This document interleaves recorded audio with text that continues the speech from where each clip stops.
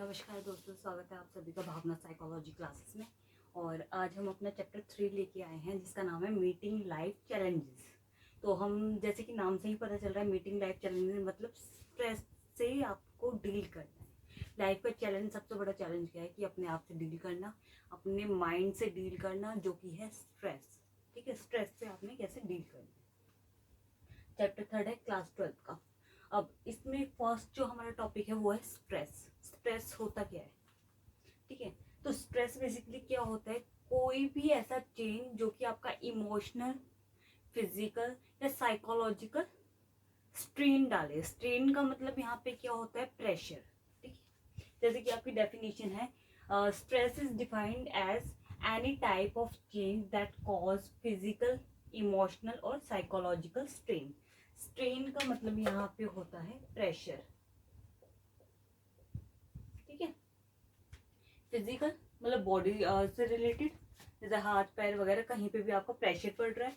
Emotionally कि आप emotionally stable हो या नहीं हो, अपनी इमोशंस को कंट्रोल नहीं कर पा रहे हो स्ट्रेस की वजह से, या मतलब किसी भी इवेंट की वजह से या किसी भी चीज की वजह से। और साइकोलॉजिकल आपकी जो फीलिंग्स हैं वो कंट्रोल में नहीं है।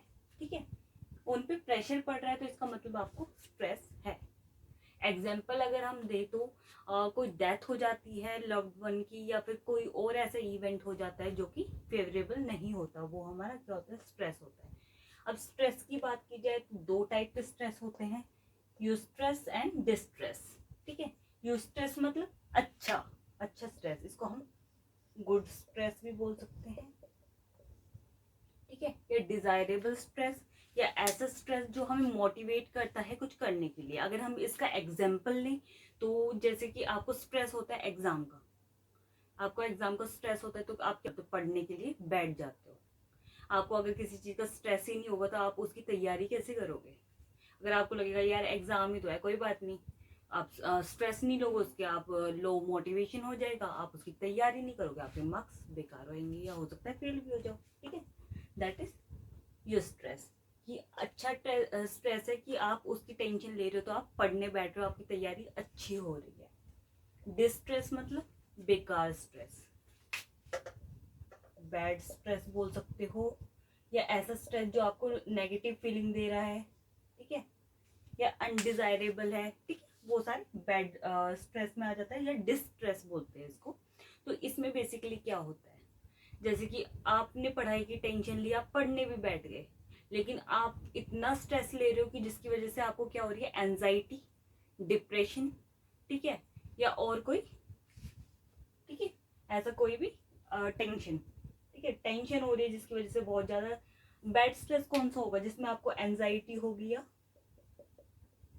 डिप्रेशन हो सकता है, वो सारे बैड स्ट्रेस होते हैं। आपने कई बार देखा होगा, कई बार क्या होता है, टॉपर्स जो होते हैं स्कूल के, स्ट्रेस बहुत ज्यादा ले लेते हैं अपने ऊपर, और उन्हें अपने आप से एक उम्मीद होती है कि हमें इस लेवल पे पहुंचना है। लेकिन कई बार क्या होता है, वो इस स्ट्रेस के चलते मतलब कि वो पढ़ नहीं पाते हैं। ठीक है, पसीना आने लगता है पढ़ने बैठते, उन्हें ये टेंशन रहती है यार अगर मैं फर्स्ट पोजीशन पे नहीं आ पाया तो। टॉपर्स को जो स्ट्रेस होता है वो ज्यादातर क्या होता है, बैड स्ट्रेस होता है, डिस्ट्रेस होता है, जिसकी वजह से वो पढ़ नहीं पाते हैं। ठीक है, कई बार ऐसा हो जाता है कि आपने देखा होगा यार ये तो टॉपर्स था, इसके टॉपर था, इसके नंबर इतने कम कैसे आए आपकी बार, क्योंकि यार वो इतना स्ट्रेस में ले लिया उसने पढ़ाई का कि वो कर ही नहीं पाया उसमें। मतलब कि जैसे ही एग्जाम सामने आया तो वो, मतलब एग्जाम पेपर सामने आ रहा है, एग्जाम पेपर सामने आ रहा है तो वो क्या हो रहा है, पसीने आने लगते हैं, उसको ब्लैंक हो जाता है, वो भूल जाता है कि यार मैंने क्या पढ़ा था। That is distress. ठीक है, उसके बाद आते हैं नेचर ऑफ स्ट्रेस पे। ठीक है, अब नेचर ऑफ स्ट्रेस क्या होता है, लेकिन इससे पहले मैं आपको बता दूं कि स्ट्रेस एक तरह का, मतलब कि अगर आप कंपेयर करके देखना चाहते हो, स्ट्रेस एक तरह का क्या है, इलेक्ट्रिसिटी है। आपकी एनसीईआरटी की बुक में भी यही लिखा गया है कि स्ट्रेस एक तरह की क्या है, इलेक्ट्रिसिटी है। जैसे आपने देखा होगा कि इलेक्ट्रिसिटी अगर नॉर्मल मात्रा में आए या जितनी रिक्वायरमेंट हो उतनी मात्रा में आए तो बल्ब बहुत अच्छा रोशन होता है। ठीक है, लाइट बहुत अच्छी आती है, ट्यूबलाइट में भी, बल्ब में कम होगी तो क्या हो जाता है, वो बिल्कुल आपने देखा होगा अगर इलेक्ट्रिसिटी कम हो जाती है तो बल्ब नहीं जल पाता कई बारी। ठीक है, बहुत ज्यादा हो जाती है तो फ्यूज हो जाता है। तो स्ट्रेस का भी वही सेम चीज होती है कि अगर वो नॉर्मल लेवल में आए या बैलेंस हो स्ट्रेस तो अच्छा होता है, कम है तो लो मोटिवेट करता है, ठीक है, मोटिवेट नहीं करने देता, मोटिवेशन कम कर देता है, लो मोटिवेशन देता है। अगर बहुत ज्यादा हाई हो जाए तो डिस्ट्रेस, ठीक है। तो क्या हो गया, ये एक तरह की इलेक्ट्रिसिटी हो गई, ठीक है। अब आते हैं नेचर ऑफ स्ट्रेस के बारे में। नेचर ऑफ स्ट्रेस हमें क्या कहता है कि स्ट्रेस का जो नेचर होता है वो कैसा होता है। हर पर्सन अपनी लाइफ में स्ट्रेस को कभी ना कभी एक्सपीरियंस करता है। उसका जो डिग्री होती है, उसका जो लेवल होता है वो अलग होता है, डिफरेंट होता है। जैसे मेरा स्ट्रेस अलग है, आपका अलग है, हो सकता है आपको किसी और चीज का हो, मुझे किसी और चीज का हो, लेवल अलग अलग हो सकते हैं कि मुझे 50% है, आपको 20% है, या फिर आपको 60% है, मेरे को 40% है, इस टाइप की लेवल हो सकता है। तो सबका स्ट्रेस का लेवल अलग होता है। आपने अपनी मम्मी का लेवल देखा होगा, आपकी मम्मी को किस चीज का स्ट्रेस होता है, यार आज हमें खाने में क्या बनाना है, बच्चे ये नहीं खा रहे वो नहीं खा रहे, उनका स्ट्रेस अलग टाइप का होता है, ठीक है। कई बार ये होता है कि यार हमें एक काम करना है, ये काम नहीं हुआ, टाइम इतना बढ़ता जा रहा है, उनका स्ट्रेस इस टाइप का होता है। हमारा स्ट्रेस किस टाइप का होता है, यार हमने होमवर्क करना था, होमवर्क नहीं हुआ पूरा, हमारा स्ट्रेस इस टाइप का होता है। तो टाइप में या लेवल में डिफरेंट हो सकता है, ठीक है। अब स्ट्रेस जो आया है वो किस वर्ड से निकल कर आया, ये एक लेटिन वर्ड है जिसका नाम है स्ट्रिक्टस। स्ट्रिक्टस वर्ड से निकल के आया है हमारा स्ट्रेस। अब स्ट्रिक्टस का मतलब क्या होता है, टाइट होना या नैरो होना। अगर हम सिंपल लैंग्वेज में देखें तो मतलब कि जब हमारे जो माइंड जो है सुकड़ जाता है या टाइट हो जाता है, मतलब कि उसमें इमोशनली या कुछ भी मतलब प्रेशर पड़ता है, तो क्या होता है, माइंड सिकुड़ने लग जाता है टेंशन के कारण। तो उसको क्या कहते हैं, स्ट्रेस। आपने देखा होगा माइंड में जब हम स्ट्रेस लेते हैं तो बहुत ज्यादा मतलब रिंकल्स पड़ जाते हैं, मतलब कि हेड पे, फोरहेड पे पड़ जाते हैं, उसको वो एक तरह का क्या है, रिंकल्स पड़ना क्या है, स्ट्रेस ही है। नैरो या टाइट तरह की रिंकल्स पड़ना, तब माइंड में हम ज्यादा स्ट्रेस लेते हैं तो क्या होती है, जो मसल्स होती है माइंड की वो टाइट हो जाती है, ठीक है। अब नेक्स्ट हमारा आता है स्ट्रेन, मैंने बता दिया था आपको। नेक्स्ट हमारा आता है इसमें एक्सटर्नल स्ट्रेसर।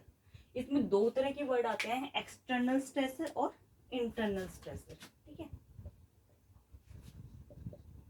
अब एक्सटर्नल स्ट्रेसर क्या होता है, जब स्ट्रेस आपका बाहर से आ रहा है।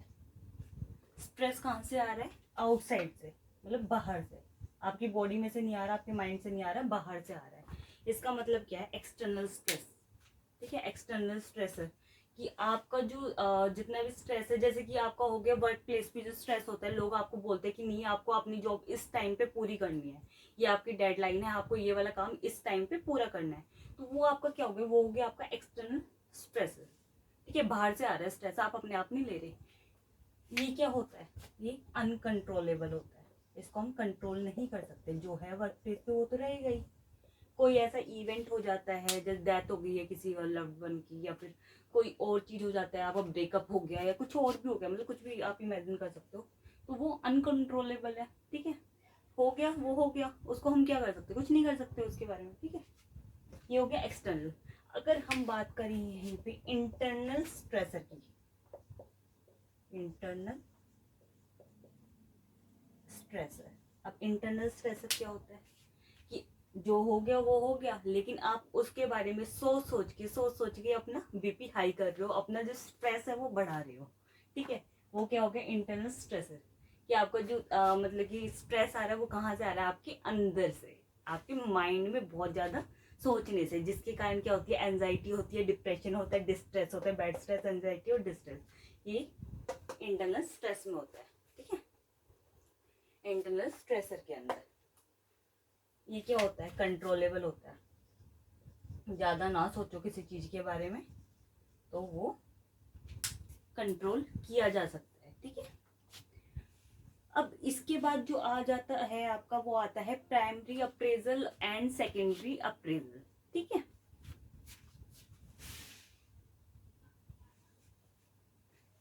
अब ये क्या है, प्राइमरी अप्रेजल और सेकेंडरी अप्रेजल है क्या, बेसिकली प्राइमरी अप्रेजल स्ट्रेस के अंदर क्या होता है। प्राइमरी अप्रेजल क्या होता है कि आपने क्या करना है, जो थ्रेट आपके मतलब फ्यूचर इवेंट में आ सकता है, आपने वो पहले से क्या करना है, असेस करना है उसे, ठीक है। कि कौन सी चैलेंजिंग सिचुएशन आपकी आने वाली है, उसको आपने इवेल्युएट करना है या पहले से आपने पता लगाना है। वो आपका हो जाएगा प्राइमरी अप्रेजल। अब इसमें दो चीजें आती हैं, थ्रेट एंड हार्म।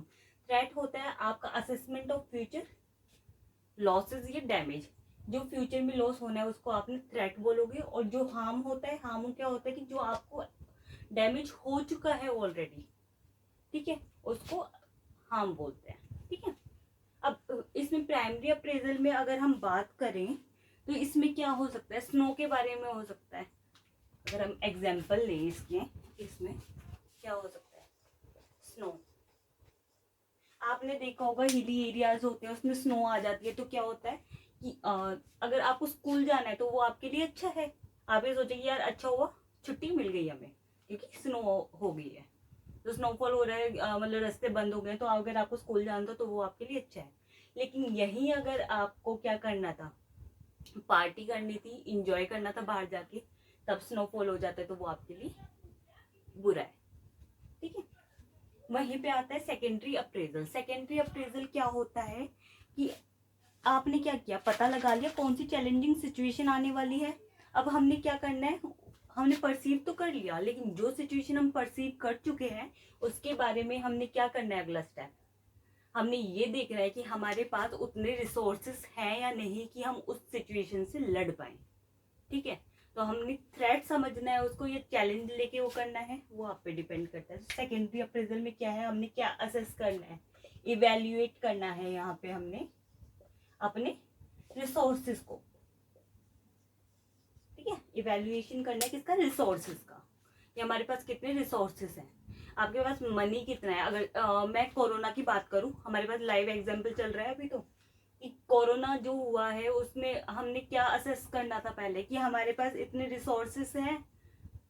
मतलब जब लॉकडाउन हुआ तो उससे पहले आपने क्या सोचा था कि हमारे पास इतने रिसोर्सेज हैं कि हम इस कोरोना से लड़ पाएंगे या नहीं लड़ पाएंगे।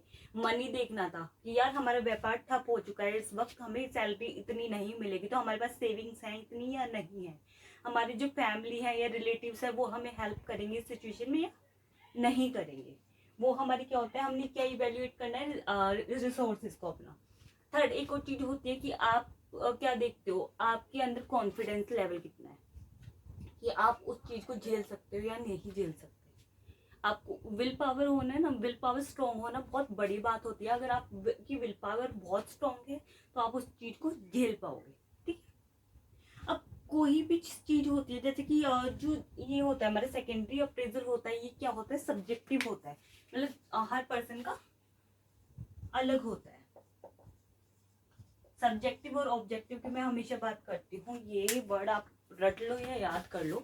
सब्जेक्टिव क्या होता है, जो हर एक इंसान का अलग होता है। जैसे कि अगर मैं एक्सपीरियंस की बात करूं, मेरा अलग है, आपका अलग है, आपकी मम्मी का अलग होगा, दैट इज सब्जेक्टिव। एक्सपीरियंस जो है सबकी लाइफ का सब्जेक्टिव होता है। ऑब्जेक्टिव मतलब सेम, कि हम कौन सी क्लास में पढ़ रहे हैं, 6th क्लास में पढ़ रहे हैं या 8th क्लास में पढ़ रहे हैं। अभी मैं 12th की बात करूं तो अगर मेरी कोई वीडियो देख रहा है वो क्या है, ऑब्जेक्टिव है, सबके लिए सेम है। ठीक है, ऐसा नहीं है कि आपको कुछ और दिखाई दे रहा है, सामने वाले पर्सन को कुछ और पढ़ा रही हूँ मैं, सेम है, that is objective. Secondary appraisal होता है वो सब्जेक्टिव होता है, वो डिपेंड करता है कि आपके पास्ट एक्सपीरियंस पे, पास्ट में जो एक्सपीरियंस हुआ है उस पे, मतलब कि आप कोई भी चीज से डील कर पाओगे ना, कब डील कर पाओगे, जब आप क्या देख सकते हो, बहुत सारे फैक्टर डिपेंड करते हैं। आप इसको छोड़ दो, यहाँ पे सेकेंडरी अप्रेजल को यहाँ पे छोड़ दो। ठीक है, सब्जेक्टिव होता है। अब हम बात कर रहे हैं फैक्टर जिस जो डिपेंड करते हैं हमारे अप्रेजल को इवेल्युएट करने के लिए। ठीक है, ये सेकेंडरी जो हमारा अप्रेजल होता है वो किन फैक्टर्स पे डिपेंड है, किन पे, पास्ट एक्सपीरियंस पे। पास्ट एक्सपीरियंस हो गया, क्या हो गया, अगर आपने सेम सिचुएशन पहले भी डील की अपने पास्ट में तो आप क्या कर पाओगे, उससे कॉप अप इजिली कर पाओगे, या उसको एज ए चैलेंज लोगे कि हाँ हमने पिछली बार भी इसको फेस किया था, अब की बार भी हम कर सकते हैं। ठीक है, ये हो गया हमारे पास experience. Second one is controllable.